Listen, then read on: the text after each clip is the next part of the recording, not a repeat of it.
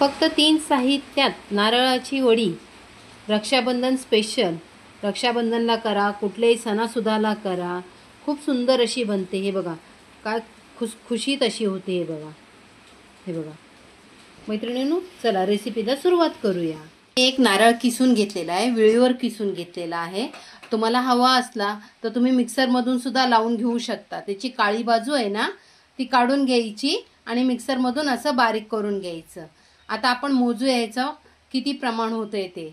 मी अशी एक वाटी घेतलेली आहे. त्या वाटीच्या प्रमाणाने आपण बघूया किती भरते ते. थोडं असं दाबूनच भरायचं.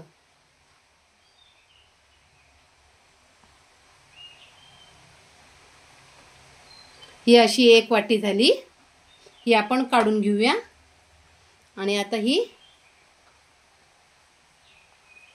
दुसरी वाटी. 2 वाट्या नारळाचा किस आहे, त्यासाठी साखर लागेल. हे प्रमाण अगदी योग्य आहे.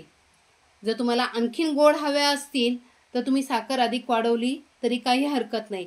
पण 2 वाट्या नारळाचा किस असला तर त्याला 1 वाटी साखर अगदी बरोबर प्रमाण आहे. आता आपण काय करूया माहिती आहे का मैत्रिणींनो, मी गॅसवर एक पॅन ठेवलेला आहे. त्यात 2 चमचे साजूक तूप टाकत आहे. पॅनला सगळीकडे असं तूप लागलं गेलं पाहिजे. आता आपण जे नारळाचं किस घेतलेला ना, तो किस मी ह्याच्यावर भाजून घेत आहे. गॅस अगदी मंद ठेवायचा, कारण आपल्याला पांढऱ्या शुभ्र खोबऱ्याच्या वड्या हव्या असल्या ना तर अगदी बारीक गॅसवर खोबऱ्याचा किस असा भाजून घ्यायचा. आता त्याच्यातच आपण हे बघा, ही 1 वाटी साखर आहे, ही पण आपण टाकून घ्यायची. आणि 3 चमचे मलाई घेतलेली आहे, दुधावरची साय आहे, ती पण ह्याच्यात टाकून घ्यायची. त्याने आपलं अगदी पांढऱ्या शुभ्र नारळाच्या वड्या बनतात. आता याला वितळेपर्यंत चांगलं असं भाजून घ्यायचं. हे भाजत असताना आहे ना, आपण कुठेही जायचं नाही. अगदी 2-3 मिनिटं लागतात भाजायला. हे वर भाजतंय तोपर्यंत आपण खाली आहे ना, एका ताटाला आहे ना तूप लावून घ्यायचं. म्हणजे हे मिश्रण आपल्याला झाल्यानंतर ताटात काढायला अगदी सोपं होईल. हे बघा, आता मी आहे ना ताटाला तूप लावून घेत आहे. असं ताटाला चारी साईडनी तूप लावून घेतलेलं आहे, म्हणजे मिश्रण खाली चिटकत नाही. अगदी व्यवस्थितरित्या आपल्या खोबऱ्याच्या वड्या बाहेर काढता येतात. आपलं मिश्रण झालंय की नाही हे कसं ओळखायचं? कारण जर आपल्याला खुसखुशीत खोबऱ्याच्या वड्या जर हव्या असल्या तर त्या वड्या थोड्याशा पॅनला सुटत जातात, म्हणजे खोबरं आपलं पॅन सोडत जातं. आता हातावर घेऊन बघूया. हे बघा, अजून थोडंसं आहे ना 1-2 सेकंद ह्याला गरज आहे भाजून घ्यायची, म्हणजे अगदी खुसखुशीत अशा खोबऱ्याच्या वड्या होतील. तोंडात टाकताच विरघळतात. ह्या स्टेजला सुद्धा तुम्ही काढू शकता मैत्रिणींनो, पण मला खुसखुशीत खोबऱ्याच्या वड्या करायच्या आहेत. हे बघा, मिश्रण कसं असं सुकत आलं ना की असं पांढरं पांढरं दिसायला लागतं. पांढरं मी जवळून दाखवते तुम्हाला. असं मिश्रण अगदी पांढरं शुभ्र दिसायला लागतं.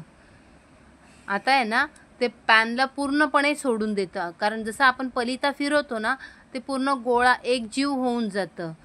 हे बघा, अशा पद्धतीने असा एक गोळा झाला की समजायचं आपलं मिश्रण तयार झालेलं आहे आणि आपल्या ह्या वड्या ताटात काढण्यासाठी तयार आहेत. खुसखुशीत अशा वड्या. हे मिश्रण आता आपण एका ताटात काढून घेऊया. आपण आता ज्या ताटाला तूप लावलेलं ना त्या ताटात हे मिश्रण काढून घेतलेलं आहे. हे बघा, आणि एक छोटी प्लेट घेतलेली आहे, कारण मिश्रण गरम असतं ना, ते थापण्यासाठी आपल्याला एखादा हाताला चटका लागतो. त्यासाठी एखादी वाटी, प्लेट किंवा पलिता कशाच्या तरी साह्याने आपल्याला ते मिश्रण थापून घ्यायचं असतं. आता हे मिश्रण मी संपूर्णपणे थापून घेते. सुरुवातीला पलिताच्या मदतीने थापून घेते, नंतर प्लेटच्या मदतीने पूर्णपणे थापून घेते त्याला. असं थापून झालं असे आता आपण ह्याला काप मारून घ्यायचे. गरम असतानाच मारून घ्यायचे, नंतर ते कापले जात नाही ना.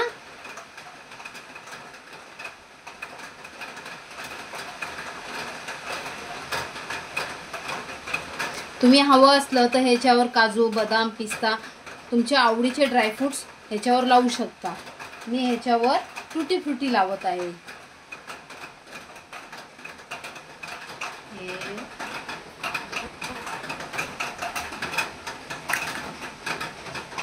थोडीशी अशी दाबून घ्यायची, कारण हे गरम असतानाच लावून घ्यायचं, नंतर मग ते चिटकत नाही.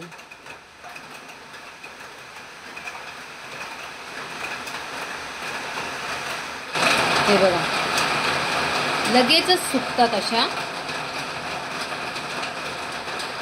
हे बघा मैत्रिणी किती छान झालेली आहे. आता असेच आपण सर्व काढून घेऊया.